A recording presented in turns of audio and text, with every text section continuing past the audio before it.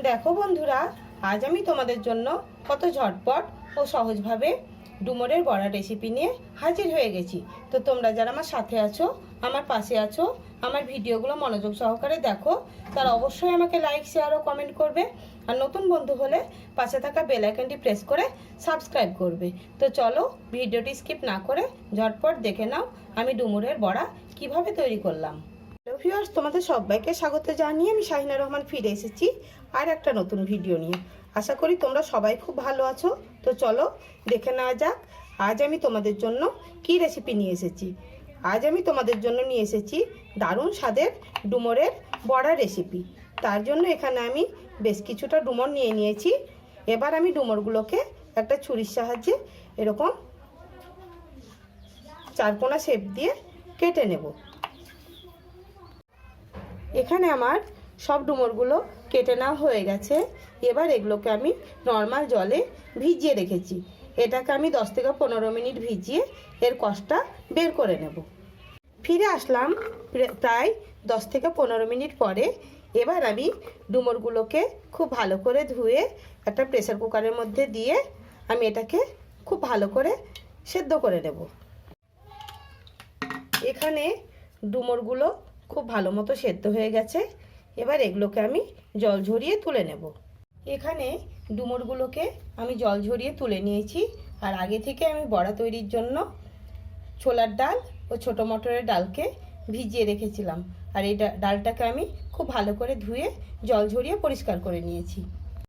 এবার আমি একটা মিক্সার জারের মধ্যে এই ডালগুলোকে দিয়ে দিচ্ছি। আর দিয়ে দিচ্ছি সেদ্ধ করে রাখা ডুমুরগুলো, একটা বড় সাইজের পেঁয়াজকে টুকরো করে কাটা, একটা রসুন, দুটো কাঁচা লঙ্কা, টুকরো করে রাখা 1 ইঞ্চি পরিমাণ আদা, পরিমাণ মতো লবণ, হলুদ গুঁড়ো আর লঙ্কা গুঁড়ো দিয়ে আমি সমস্ত উপকরণকে খুব ভালো করে একসঙ্গে একটা পেস্ট তৈরি করে নেব। এখানে ডালগুলো সহ ডুমুরটা আমার পেস্ট করা হয়ে গেছে। আর এখানে এটাকে আমি খুব চিকন করে পেস্ট করিনি, এরকম একটু দানা দানা ভাব রেখেছি। এবার এটাকে আমি একটা বাটির মধ্যে তুলে নেব। এবার আমি এই বড়ার মিশ্রণটার মধ্যে দিয়ে দেব 1 চামচ পরিমাণ চালের গুঁড়ো। দিয়ে এটাকে আমি হাত দিয়ে খুব ভালো করে মেখে নেব। এভাবে আস্তে আস্তে খুব ভালো করে মেখে নেব। এখানে ডাল সহ ডুমুরের মিশ্রণটাকে আমার খুব ভালো করে মেখে নেওয়া হয়ে গেছে। এদিকে বড়াগুলোকে ভেজে নেওয়ার জন্য আমি চুলায় একটা কড়াই বসিয়ে দিয়েছি। আর কড়াইটা খুব ভালো মতো গরম হয়ে গেছে। কড়াইতে দিয়ে দিচ্ছি পরিমাণ মতো রিফাইন্ড অয়েল। এখানে তেলটাও গরম হয়ে গেছে। এবার আমি অল্প অল্প এরকম করে ব্যাটারটা নিয়ে ছোট ছোট বড়ার শেপ দিয়ে আমি বড়াগুলো ভেজে নেব। এইভাবে ছোট ছোট করে আস্তে আস্তে আমি তেলের মধ্যে বড়াগুলোকে ছেড়ে দেব। এবার আমি বড়াগুলোকে আস্তে আস্তে উল্টে পাল্টে লাল লাল করে ভেজে নেব। এইভাবে আস্তে আস্তে আমি বড়াগুলোকে উল্টে দেব।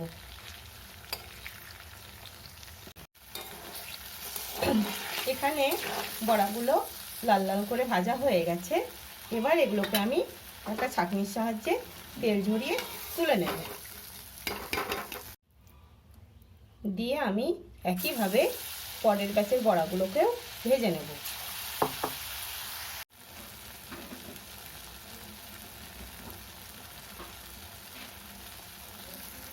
দেখো এখানে আমার সমস্ত বড়াগুলো ভেজে নেওয়া হয়ে গেছে। এবার আমি এগুলোকে পরিবেশনের জন্য একটা প্লেটের ওপর তুলে নেব।